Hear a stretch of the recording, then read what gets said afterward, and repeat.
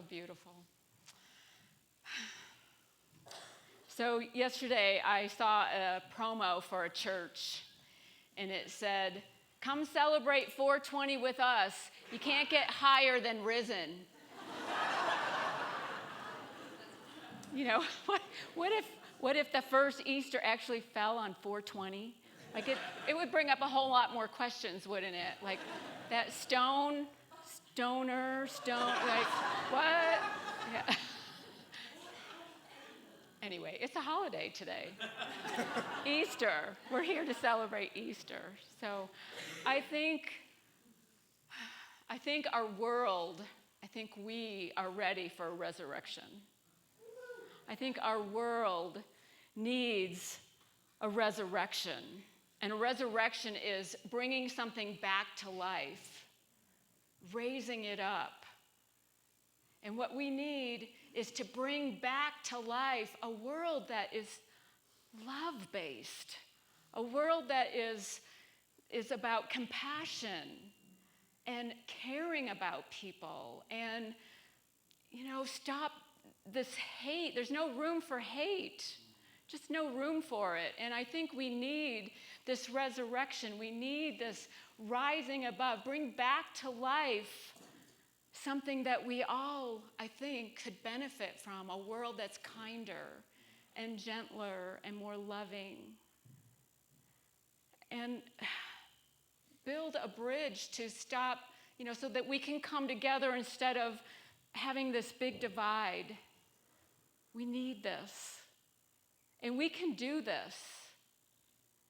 We resurrect all the time. We resurrect in our day-to-day lives all the time. Anytime you have lifted yourself up from a setback, from a failure, from a heartbreak, from a diagnosis, from a job loss or a divorce, you have resurrected. When you decide to go on, when you decide that there is life beyond this thing that happened to me, this thing that I found myself in, you've resurrected. We're always resurrecting. And the Easter story reminds us that we can do this. Yes, we have crucifixions in our lives. We have things that hurt us because we're human. And we're living in a world with 8 billion other humans. And we're going to have things that hurt us. And we can cross them out on the cross. We can cross them out and say, this is no longer serving me, and die to that part of ourselves to resurrect to new life. And so the Easter story from the scriptures, there's 4 gospels, and they all have the resurrection in it. And they all have the resurrection be known to women first. Women, our divine feminine, is the part of us, all of us, regardless of our gender, that is able to receive, is able to intuit. And Mary Magdalene is in all 4 Gospels as the one to be there, because she never left. She was at the foot of the cross. So all 4 Gospels have it with women, which was a real slam to men at the time, which gives Bible scholars some grounding that something really happened, or it wouldn't have been written this way. Something happened. You don't have to believe in the literal resurrection of the body if you don't want to. It doesn't matter. In Unity, we teach what meaning does it have for our lives now, today. How can it help us move forward? And so we're going to look at the gospel according to Mark. Now, Mark was the first gospel written. It's the oldest. It's also the shortest.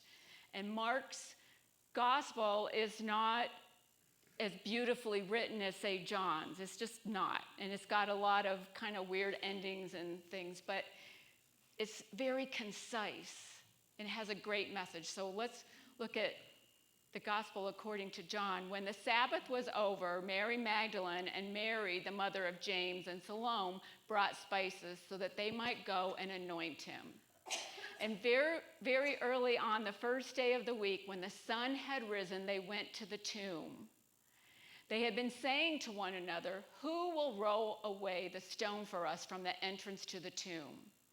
When they looked up, they saw that the stone, which was very large, had already been rolled back.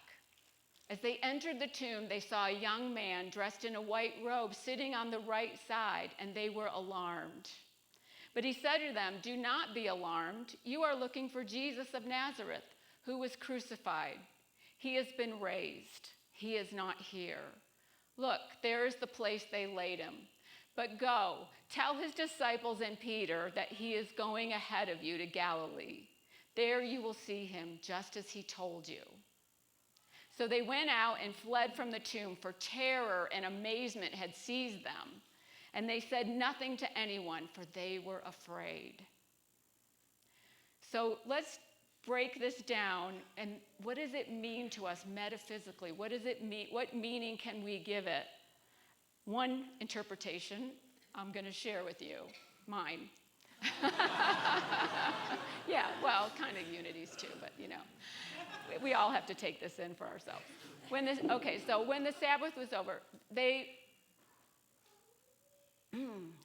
lost my place. Very early on the first day, it says, very early on the first day when the sun had risen. So it's a new day. It's a new day. This is the day that the Lord has made. It's a new day. So when the sun has risen and it's early and it's time for new beginnings, time to start over. It doesn't have to be in the morning. We can have a do-over anytime we choose to have a do-over.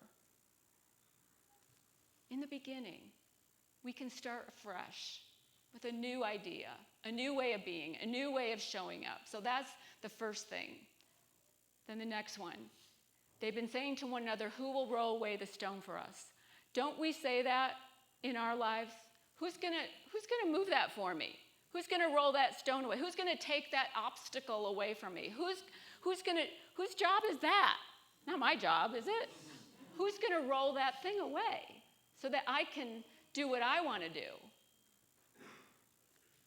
Nobody's gonna do it for us. Nobody's going to do it for us. We have to do it ourselves.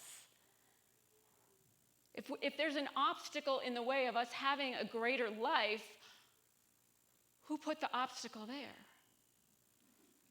We did. So the next thing is when they looked up.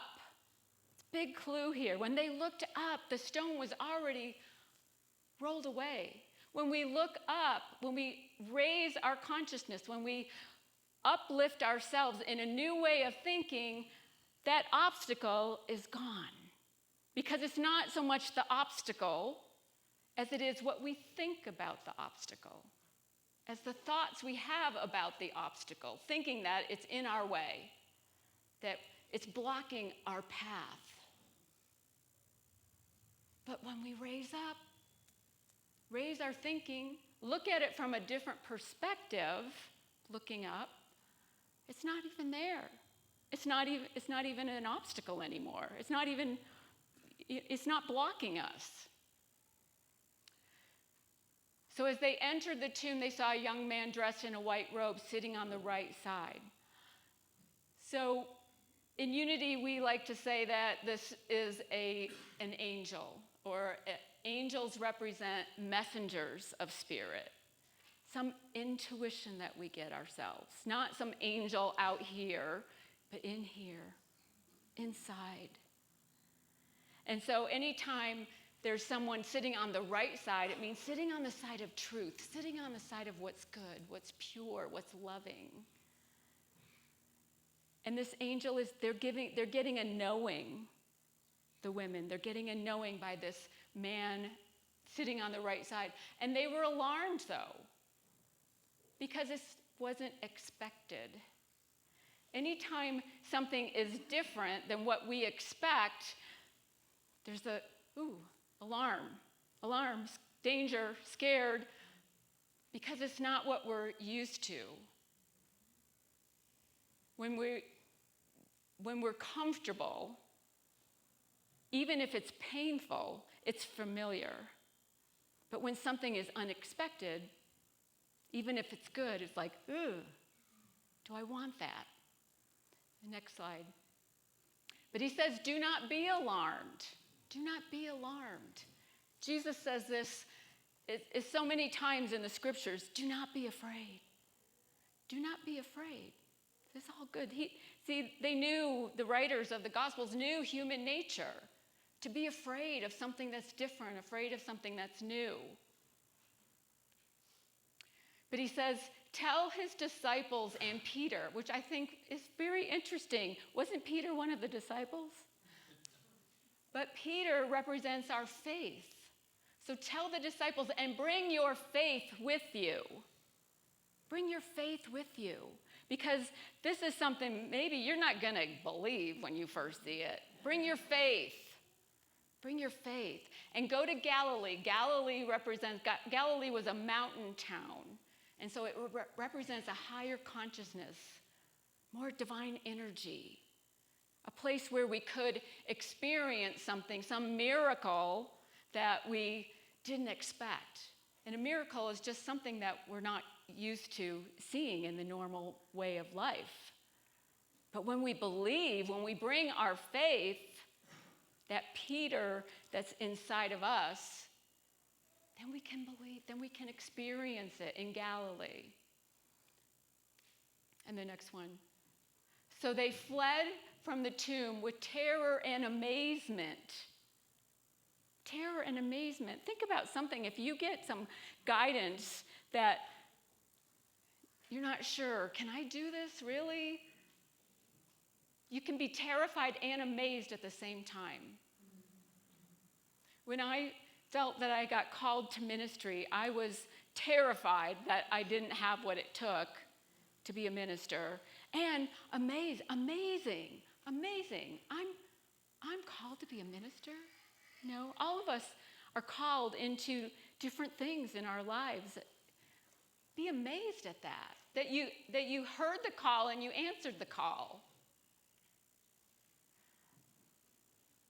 And then, for they were afraid. They didn't tell anyone, right? They don't, make sure it's grounded in you before you tell anyone.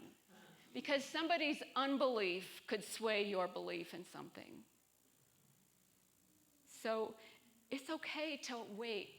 I didn't tell anyone when I felt called to ministry at first. I had to get myself grounded in that this is mine to do. So then the Gospel of Mark ends there. The short version ends right there. Wait, isn't there more to the story? But I love this in the Gospel of Mark. There's later writings that they added to it, but this is saying to me, I get to decide. We get to decide how the story unfolds, how we get to move forward. What meaning are we going to give this? How is it going to unfold? We don't know. There's mystery. There's a mystery to Mark's writing because he left it right there.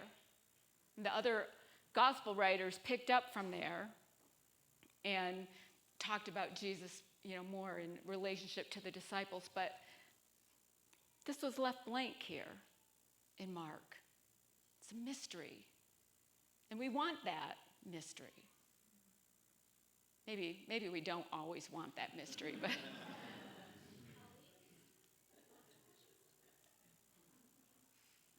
we resurrect.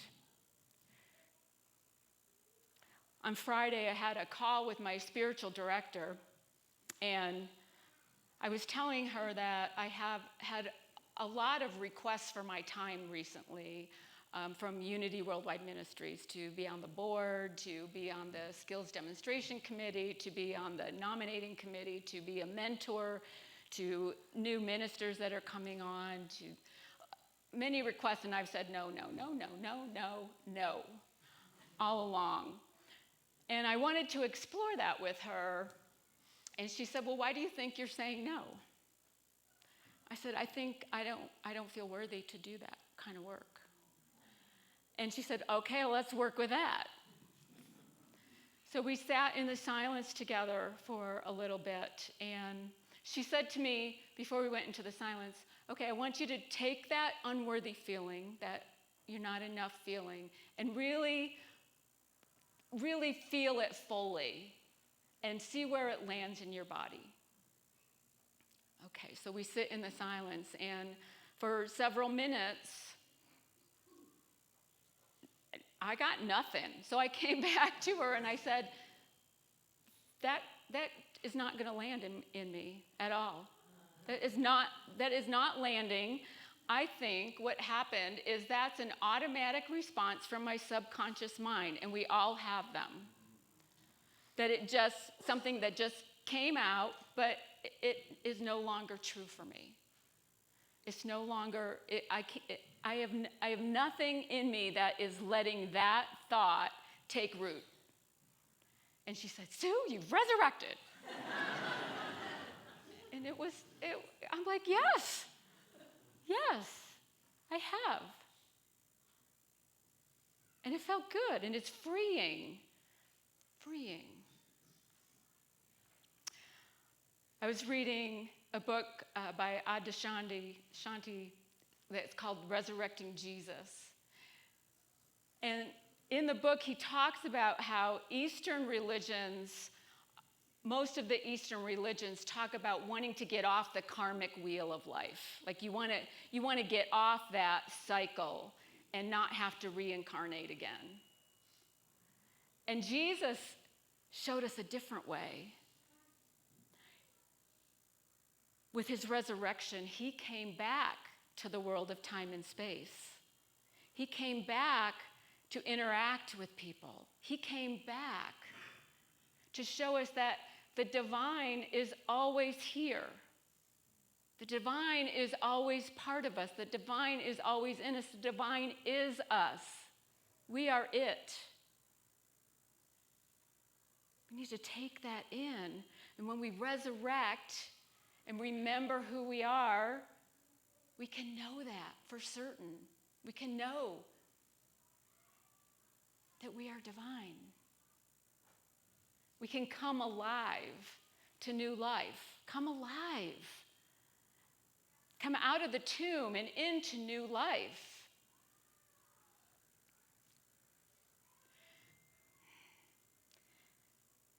About a week and a half ago, I was in Michigan with my husband, and his mom, Judy, was nearing the end of her life, and we knew this. We went to say goodbye. And the second day we were there, we just intuitively felt something was happening. And so I brought some oil with me, some essential oils called Breathe. It's called Breathe, and it's a sweet smell of rosemary and eucalyptus and peppermint and lemon. And minutes before she died, I was able to anoint her and put oil on her head and on her hands. And I read Psalm 91 to her, and then played a song on YouTube, a song that just was in my head, Be Not Afraid. Be not afraid. It's an old Catholic hymn, which I grew up Catholic, so not surprising that showed up for me. And Kevin and I were both holding one of her hands, and she took her final breath. And I had mentioned to her when I was putting it on her hands and her head, I hope your last breath, whenever your last breath is, Judy, whenever, I hope it's sweet, like this oil. I hope it's filled with love. I hope you take in how much we love you. And I hope you're at peace. Let that last breath be one of peace. And three times through that song, Be Not Afraid, she took her last breath. And it was beautiful and peaceful and loving. And what an honor to be with somebody as they're taking their final breath. moving on to a new life, a new way of being, a different realm. And we teach in Unity that life is eternal. And we release the body, but life continues in a different way, in a different realm. We can resurrect any time. We die to a part of ourselves that's no longer serving us. We let go of something that is not for our greater good so that we can live, come alive more freely, more fully, more lovingly, more peacefully. There's so much more life and we have so much more potential. And so this Easter message is a reminder to come alive. Come alive. Jesus said, I am the resurrection and the life. It didn't mean I was the resurrection or I will be the resurrection. I am. That's where your power is in your I am. I am the resurrection. Meaning right now, no matter what happened in the past and no matter what may unfold in the future, right now, we can resurrect. Martha Smock says this in her book, Fear Not. Right now, the resurrection work is going on in you. Right now, you are being resurrected into newness of life. Right now, you are rising to a newer and higher place in consciousness. Right now, your spirit is being lifted up. Your faith is being strengthened. Right now, the morning of truth dawns in your soul. Dawns in your soul. So let that be for you in whatever way feels right for your soul, for your good, for your life. We're going to do an anointing here that we like to do on Easter. And it's symbolic of this transition from one way of being to another, from one way of life to another, from one thought maybe to another thought, to a higher, uplifted thought. And so we'll have our prayer chaplains up here. There'll be a couple in the back and some in Foss Hall for